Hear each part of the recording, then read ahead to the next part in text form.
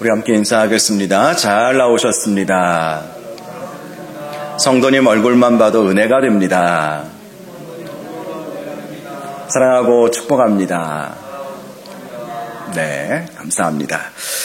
오늘은 마태복음 26장 47절에서 56절 말씀, 고난주간 다음 주부터가 시작이죠. 또 우리가 함께 생명의 말씀, 생명의 삶이죠. 생명의 삶 큐티집에 나와 있는 순서도 또 이 고난주간에 맞는 본문이고, 그러다 보니까 주일날 제가 마태복음 강해를 쭉 해오고 있는데 지금 갈수록 지금 겹쳐지고 있어요. 그래서 이번 주일 본문하고 또 계속 이어지는 본문들이 겹쳐지겠구나 이런 생각을 하면서 고민을 좀 하기는 했었습니다.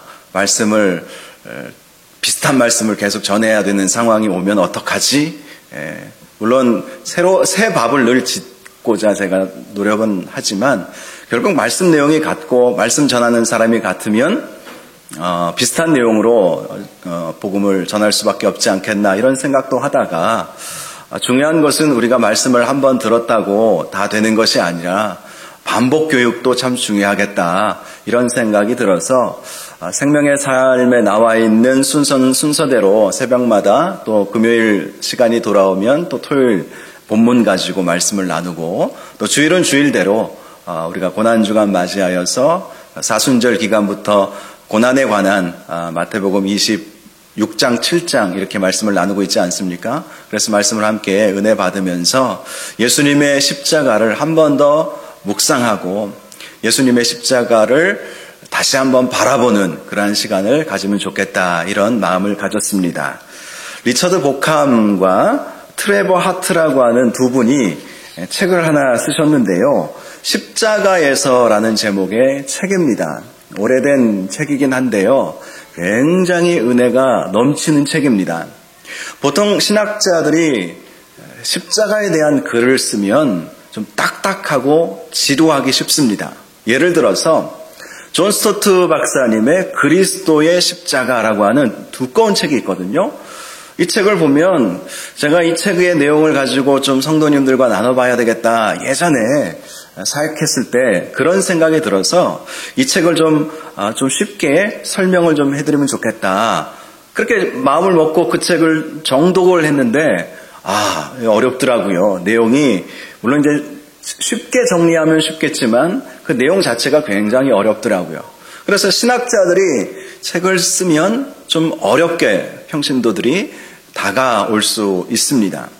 반면에 기독교 문학가들이 어떤 글을 쓰면 너무 꼬는 그런 내용들, 이제 한마디로 이제 소설이기 때문에 더 그럴 수도 있죠. 그러니까 썰을 풀어내는 거예요.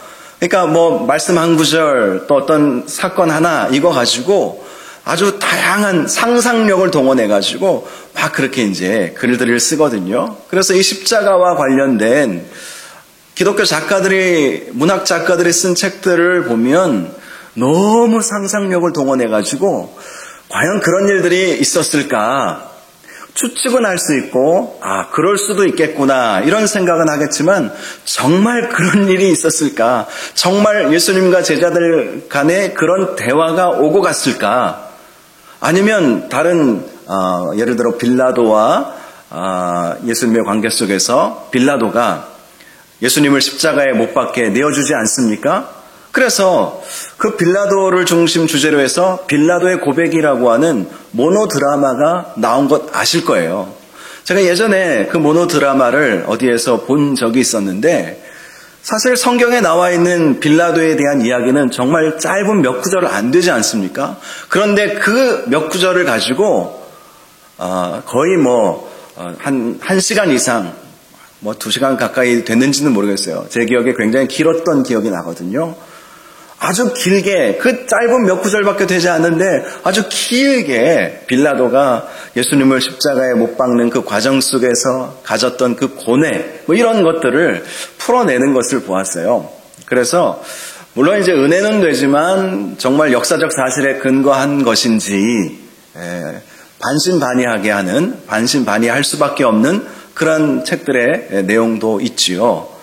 요즘에 철인 왕후, 제가 뉴스에서 그 포털 사이트에서 인터넷에 들어가 보면 딱 뉴스들이 쫙 뜨잖아요. 그래서 제가 그래서 봤는데 철인 왕후라고 하는 드라마가 있었는데요. 철종왕을 배경으로 한, 조선시대 철종왕을 배경으로 한 그러한 드라마였나 봐요.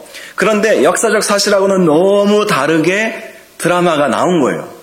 그 드라마의 주인공이 신혜선이라고 하는 배우였는데요. 그 역사적인 사실과 너무 다르게 드라마가 나오니까 신혜선이라고 하는 그 배우가 광고에 찍었던 그 광고가 없어졌다고 그러나요? 아니면 그 광고주가 그 광고를 빼버렸다고 그렇게 이야기를 하더라고요. 너무 그 역사적 사실과는 상관없이 막 그렇게 소설을 이제 써내니까 또 드라마로 만들어 가니까 또 그런 일들이 있지 않았나 싶은데요. 제가 드리고 싶은 말씀은 기회가 되면 리처드 모캄과 트레버 하트가 쓴 이 십자가에서라고 하는 책, 아주 읽기 쉽고 십자가에 대해서 이해하기 쉽고 또 재미있게 이렇게 구성되어 있는 책입니다. 이 책의 부제는 예수님을 만났던 사람들이 본 십자가의 의미 이렇게 되어 있어요. 즉 예수님의 십자가를 중심으로 11명의 사람들을 등장시키고 있거든요. 그래서 예수님과 또 이 11사람과 예수님의 그 십자가를 중심으로 해서 어떤 일들이 오고 갔는지 아주 신학적으로 잘 이렇게 뒷받침되어 있고 또 읽기 쉽게 이렇게 이야기체로 잘 나와 있는 책입니다. 이 책에 11명의 사람이 등장하고 있는데요. 제목이 이렇습니다. 첫 번째는 기억해야 할 여자 베다니 마리아.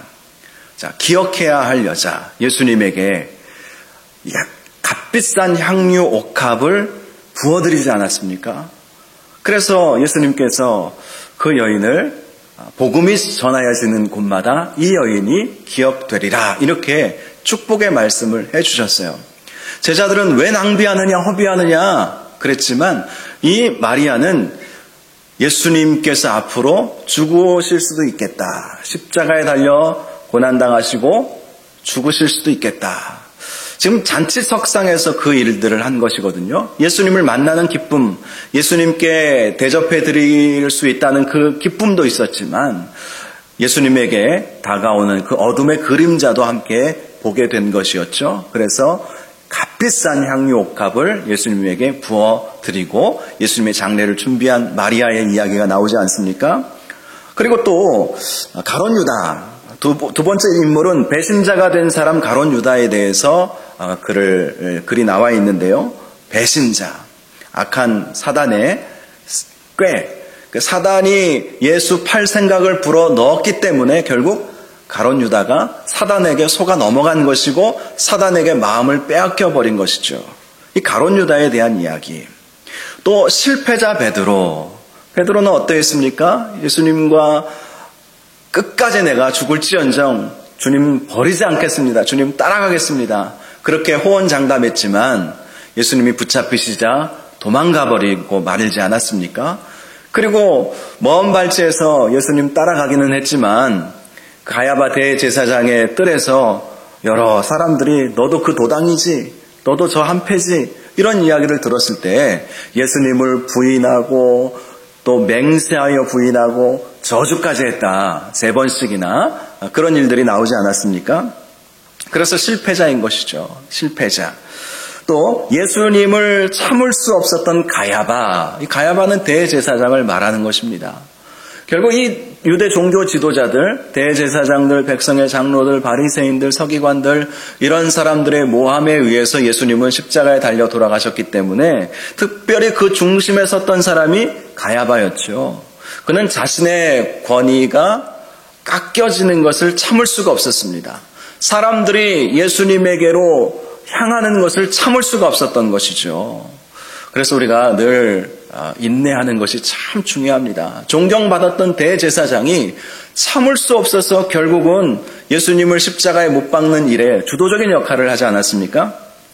5번째 사람은요, 스스로 아무 결정도 내릴 수 없던 본디오 빌라도. 대한 말을 하고 있습니다. 빌라도는 예수님을 십자가에 못 박고 싶지는 않았어요. 지난주에 우리가 말씀을 통해서 살펴보았듯이 그렇게 하고 싶지는 않았어요.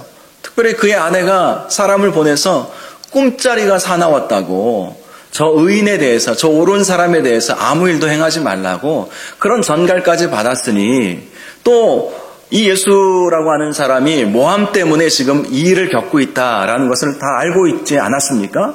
그래서 어찌했든 예수님을 살려주고 싶은 마음이 굴뚝 같았어요. 그래서 생각해낸 것이 6월절 특사에 대한 것 아니겠습니까? 6월절 명절이 되면 죄인 중에 한 사람을 놓아주는 관례가 있었는데, 바라바라고 하는 유명한 죄수, 유명하다라는 이 뜻은 악명 높은이라는 뜻입니다. 악명 높은 죄수와 예수를 놓고 둘 중에 누구를 풀어주기를 원하느냐 하면, 빌라도는 사람들이 악명 높은 저 죄수인 바라바를 십자가에 못 박고 예수님은 풀어주라고 말할 줄 알았던 것이죠. 그러나 백성들이 계속해서 십자가에 못 박으라고, 예수를 십자가에 못 박으라고 하지 않았습니까? 결국 아무것도 스스로 결정하지 못함으로 예수님을 십자가에 못 박게 내몰았던 본디오 빌라도. 결국 이 본디오 빌라도는 예수 믿는 사람이라면 본디오 빌라도에게서 십자가에 달려 죽으시고, 이거 본디오 빌라도가 지금 지옥에서 이 모든 그리스도인들이 이 소리를 하는 것을 듣는다면 지옥도 고통스럽겠지만 얼마나 고통스럽고 힘들겠습니까?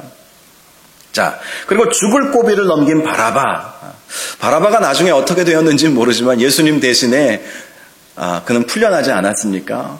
어쩌다 보니 풀려났어요. 바라바에 대한 그 이후 이야기는 나오지 않지만, 바라바를 생각해 보면 우리가 바라바일 수도 있겠다, 이런 마음이 들지 않습니까? 바라바가 악명 높은 유명한 죄수였을지라도 예수님이 그를 대신해서 십자가 지신 거 아닙니까? 나중에 이 바라바가 그 사실을 알게 되었다면 예수 믿지 않을 수 없었겠죠. 우리도 우리를 대신해서 예수님께서 십자가 달려 돌아가셨다는 사실을 알기만 한다면 그게 복음이잖아요. 그것을 아는 것이 복음이잖아요. 그것을 알기만 한다면 내가 악명 높은 죄인이었는데 나를 대신해서 예수님이 십자가 지셨구나, 그러면서 감사할 수밖에 없는 것 아닐까, 이런 생각을 해보게 됩니다. 또 억지로 십자가를 진 구레네 시몬이 등장하죠. 억지로.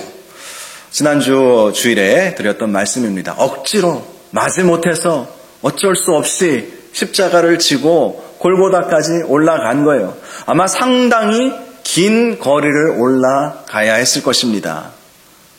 비록 십자가를 지지는 않았지만, 십자가에 달려 죽지는 않았지만 그 무거운 십자가의 무게가 50kg에서 70kg 정도 된다고 하지 않았습니까?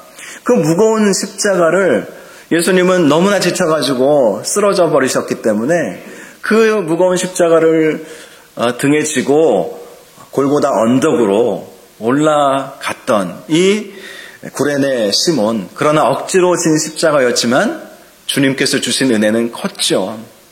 이 구레네 시몬도 유명한 성도가 되었겠지만 그의 두 아들 알렉산더와 루포라고 하는 이 두 사람은 로마서에도 등장하고 마가복음에도 등장하는 것을 보면 초대교회 성도들에게도 잘 알려진 참 유명한 그러한 사람이 되었던 것이고, 영향력이 있는 사람들이 되었던 것이고, 로마에까지도 이 구레네 시몬의 두 아들의 이름이 알려질 정도로 그렇게 영향력을 끼치는 그런 믿음의 사람이 될 수 있었다라는 것이죠. 억지로 십자가 지면 이런 놀라운 역사가 이루어지는 것입니다. 나를 따라오려거든 자기를 부인하고 자기 십자가를 지고 나를 따를 것이니라. 주님이 그렇게 말씀해 주시지 않았습니까? 우리 몫에 십자가가 있는 것 같아요. 우리 몫의 십자가. 어떤 것인지는 다 개인마다 다르겠지만 힘들고 고통스럽지만 의미 있다라고 하는 일들이 생각나거든 그것은 내 몫의 십자가구나. 내가 이것을 억지로라도 지고 가야 되겠구나. 그러면 하나님이 반드시 은혜 주실 것입니다. 자, 그 다음에 어둠을 견뎌낸 막달라 마리아에 대해서 말씀하고 있습니다. 귀신 들렸던 이 마리아가 귀신이 나가는 놀라운 은혜를 경험하게 되었죠.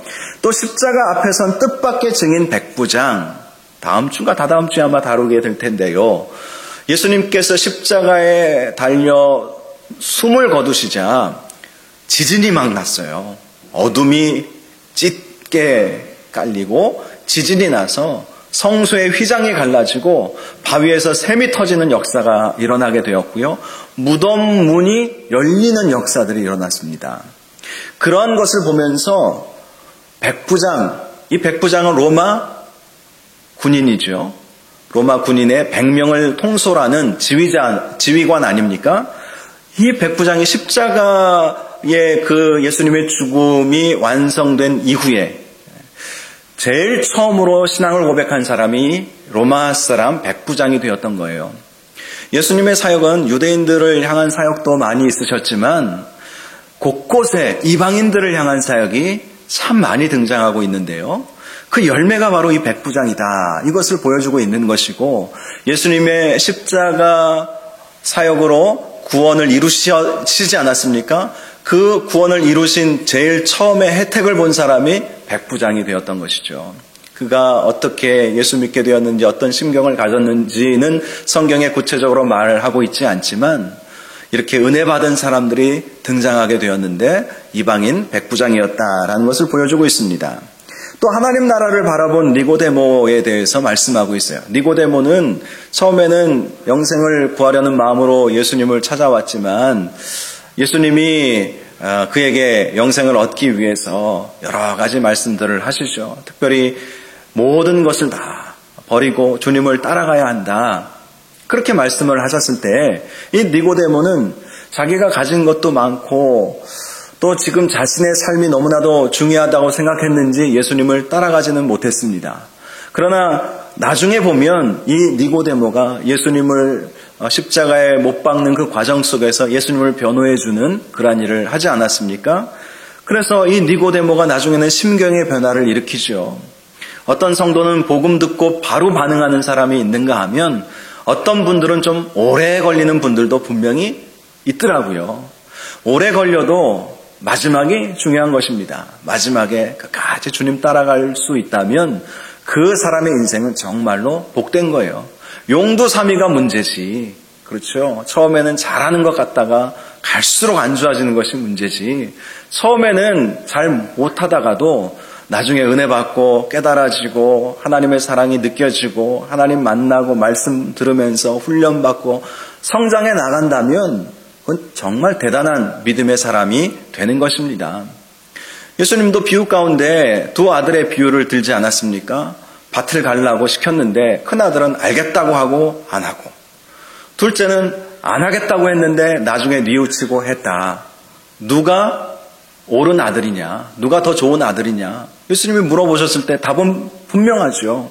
물론 처음부터 순종하고 마지막까지 순종하면 더 좋겠지만 첫째 아들, 둘째 아들을 놓고 비교해보면 처음에는 뭘 잘할 것처럼, 뭔가 열심히 할 것처럼 말은 잘하고 큰 소리 떵떵 쳐놓고 나중에 아무것도 하지 않는 불순종하는 것보다 처음에는 믿음이 없어서 긴가민가 하면서 따라가는 것도 아니고 안 따라가는 것도 아니고 신앙생활 하는 것도 아니고 안 하는 것도 아니고 그러다가 하나하나 성장해 나아가는 그 믿음을 갖는다면 정말 귀한 믿음이 되는 것입니다.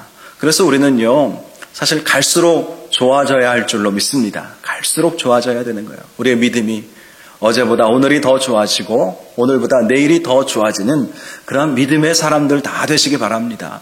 니고데모가 그런 거예요. 처음에는 불신앙의 모습을 가졌고 근심하고 걱정하고 예수님을 떠나갔지만 갈수록 좋아지는 사람이 바로 이 니고데모였던 것이죠. 마지막으로 진리에 대한 증인, 예수님이 사랑하신 제자. 이 예수님이 사랑하신 제자는 요한을 말하는 것입니다. 요한에게 예수님이 자신의 육신의 어머니를 맡기지 않았습니까? 아마 요한은 그래서 오래 살았는지도 모르겠어요. 어머니 마리아를 끝까지 봉양해야 했기 때문이죠. 오래 살았죠. 죽음을 회피하지는 않았습니다. 다른 사도들은 다 순교했어요. 아시겠지만 성경에는 그 사도들의 기록을 다 우리에게 보여주고 있지는 않죠. 사도 바울의 죽음에 대해서도 성경은 보여주고 있지 않습니다. 그러나 역사의 증언들이 있고 역사의 기록들이 있지 않습니까? 그래서 사도 바울은 로마에서 참수형을 당했다고 알려져 있죠. 그것은 누가 지어낸 이야기가 아니라 역사적 사실로 그렇게 알려져 있는 일입니다. 사도 바울은 로마 시민권자였기 때문에 십자가 처형을 당하지는 않았어요. 그것이 로마 시민이 누릴 수 있는 죄인 중에 누릴 수 있는 은혜 중에 하나였죠. 반면에 베드로가 어디서 죽었는지 아십니까? 그도 로마에서 죽었어요. 로마에서. 베드로는 예루살렘 교회의 사도로만 생각하지만 그도 땅끝까지 가서 복음 증거하는 사명을 감당하다가 로마에 가서 십자가에 거꾸로 달려 죽었습니다. 도마 같은 경우는 기록에 의하면 인도까지 간게 된 거예요. 인도는 당시 동쪽 끝이었습니다. 인도는 히말라야 산맥이 있어서 아마 그랬던 것 같아요. 고대 역사를 보니까 바벨론, 로마, 그리고 그 앞에 아수르 이런 제국들이 인도까지는 점령을 하더라고요. 인도까지는. 왜냐하면 그 히말라야 산맥이 있기 때문에 그 넘어서는 가기가 어려웠던 것 같아요. 그래서 당시 시대적 세계관 속에서는 동쪽의 땅끝은 인도였고 서쪽의 땅끝은 오늘날 스페인, 이 끝쪽에 있잖아요. 스페인 포르투갈 지역 아닙니까? 성경에는 서바나라고 로마서에 나와 있죠. 그래서 우리가 사실 스페인어라고 부르기도 하지만 지금은 바뀌었는지 모르겠어요. 예전에는 서바나어과 이렇게 스페인어를 전공하는 스페인어에 대해서 서바나어 이렇게 표현을 하기도 했죠. 자, 예수님의 제자들은 다 세계 선교, 이방인 선교를 하다가 거의 대부분 순교당하게 되었던 것입니다. 예수님께서 너희는 가서 모든 민족을 제자로 삼으라. 이 말씀에 순종한 것입니다. 사도 요한은요, 반모섬에 유배되죠. 반모섬은 소아시아 지역이에요. 예루살렘에 머물러 있지 않았다는 거예요. 반모섬까지 가서 복음을 전하다가 이방인들에게도 복음을 전하다가 반모섬에 유배되어서 거기서 마지막 여생을 보내게 되었는데요. 정말 진리에 대한 증인 예수님이 사랑하시는 제자, 이 요한에 대한 이야기가 등장을 하고 있습니다. 제가 오늘 말씀을 드리면서 본문보다도 이런 말씀을 드리는 이유가요. 지금 가룟 유다, 오늘 지금 가룟 유다에 대해서 여기 두 번째 인물 중에 가룟 유다가 등장하고는 있지만 오늘 이 가룟 유다에 대해서 지금 말씀을 하고 있는데요. 참 이 가룟 유다를 생각하면 너무 마음이 안타까운 마음이 듭니다. 왜냐하면 가룟 유다는 예수님이 너무나도 사랑했던 제자 아니었겠습니까? 그리고 그 스스로도 자부심이 대단했어요.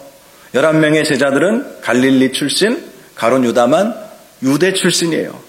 갈릴리는 이방의 갈릴리라고 하는 별명이 붙을 만큼 이방인 지역과 북쪽에 있었기 때문에 가까워왔습니다. 그리고 시골 사람들, 이런 뉘앙스가 있거든요.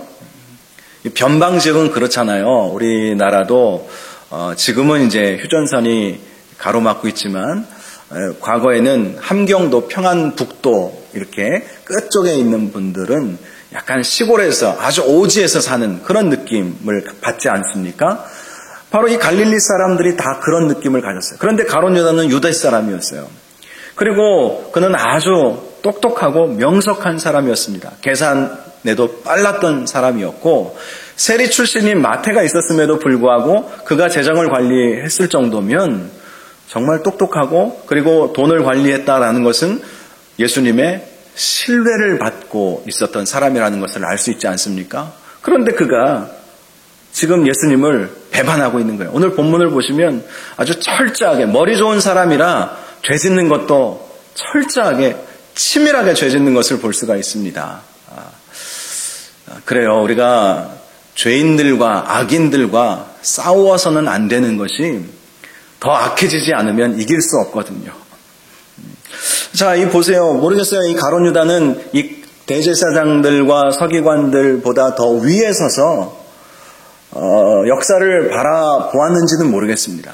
어떤 학자들은 갑작스럽게 가룟 유다가 배반한 이 사건을 보면서 가룟 유다에 대해서 여러 가지 학설들을 내놓습니다. 그 중에 하나가 그는 메시아 왕국이 도래하기를 원했던 것이고 예수님이 유대인의 왕이 되기를 원했기 때문에 자기가 이런 식으로 하게 되면 예수님께서 지금 가만히 보니까 분명히 왕이 되실 분인데 뭔가 자극적인 일들이 일어나지 않으면 왕이 못 될 수도 있겠다. 나름대로 생각을 하고 그래서 이 일을 꾸몄다. 그렇게 해석하는 학자들도 있습니다. 우리가 가룟 유다가 안 되어 보았으니 우리가 그 속을 어떻게 알겠습니까? 그런데 이 가룟 유다는 어찌 보면 자기 꾀에 자기가 넘어가 버린 것이었죠.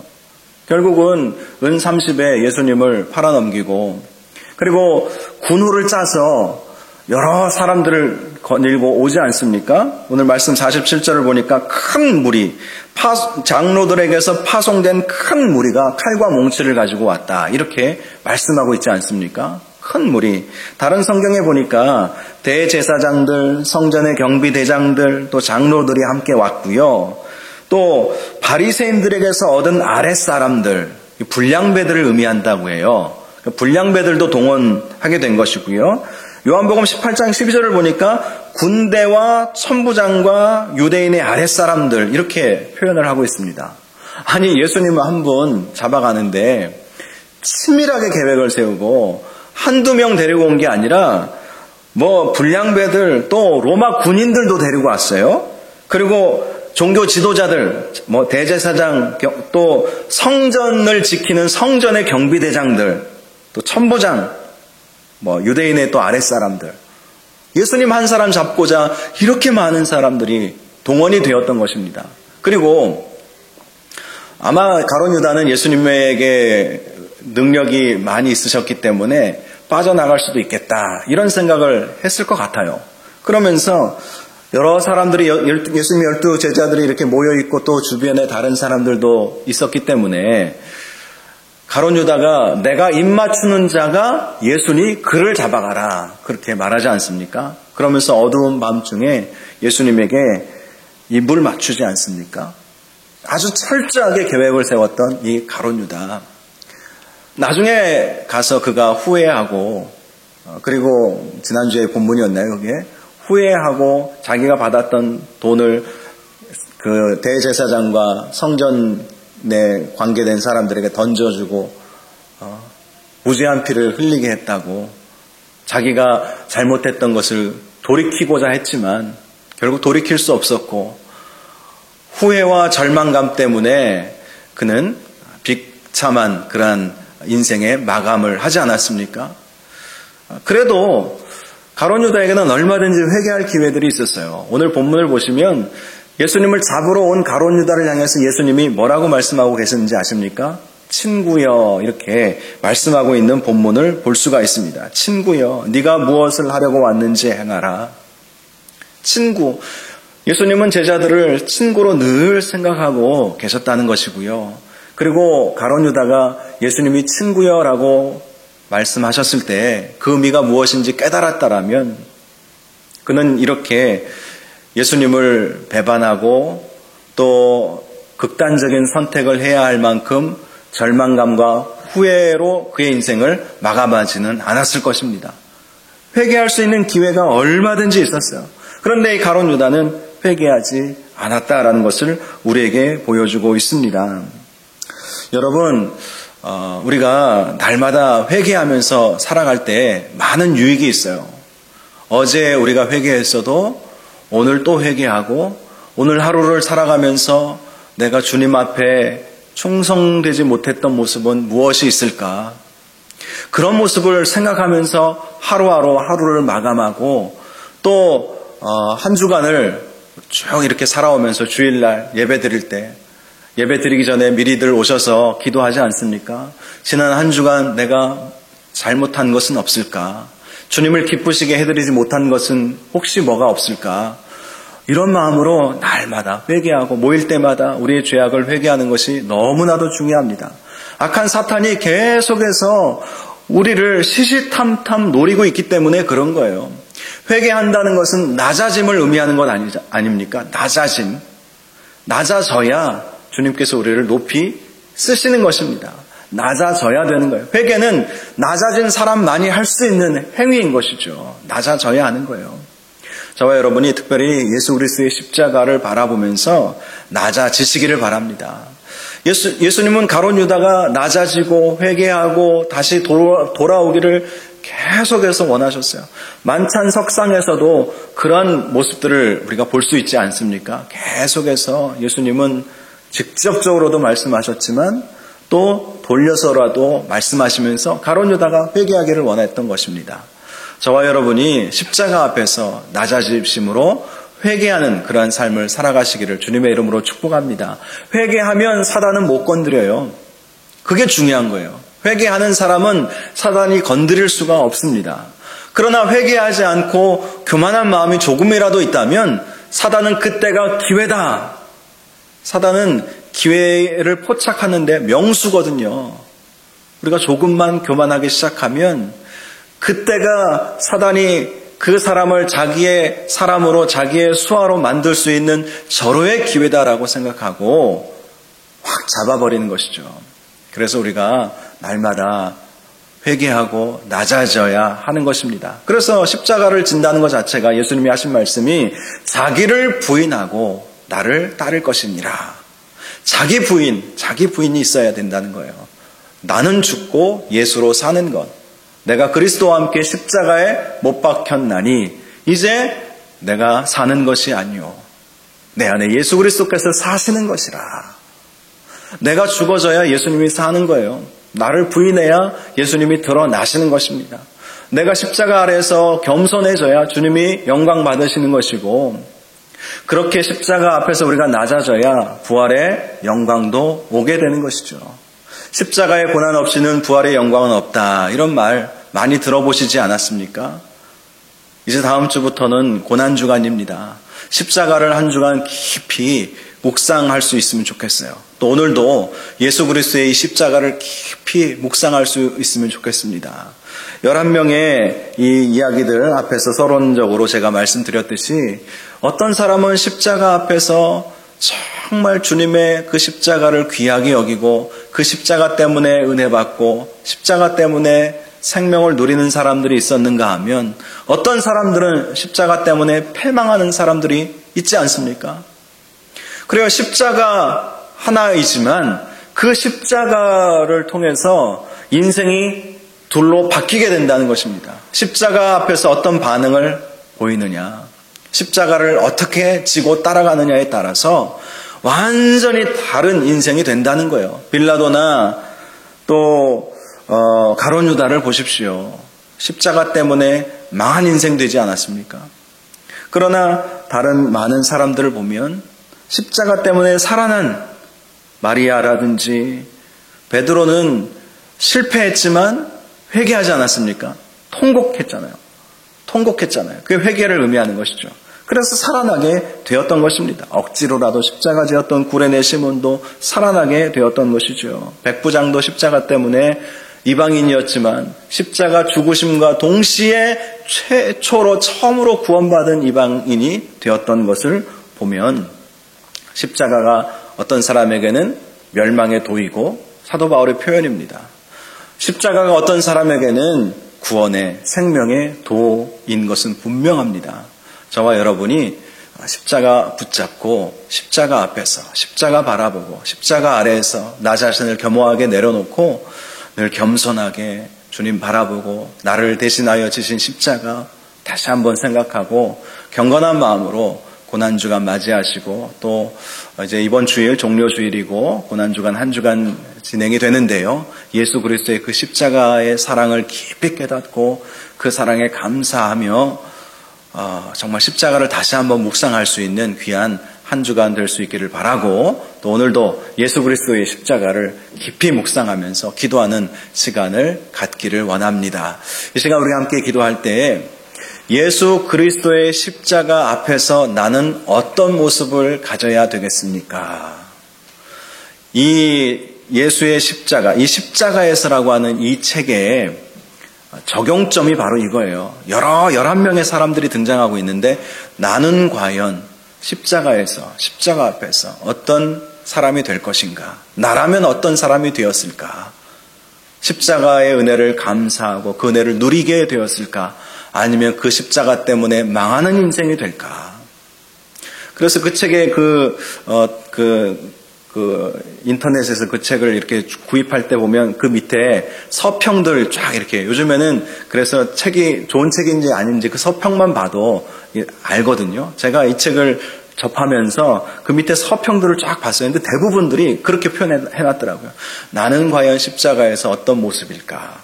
내가 이때 2000년 전 이때라면 나는 십자가 앞에서 어떤 모습을 가졌을까? 이렇게들 스스로 적용들을 많이 하는 글을 제가 보았습니다. 이 시간 기도할 때 나는 십자가 앞에서 어떤 모습을 가졌을까? 어떤 모습을 가져야 할 것인가? 십자가가 나에게 어떤 의미가 있을까?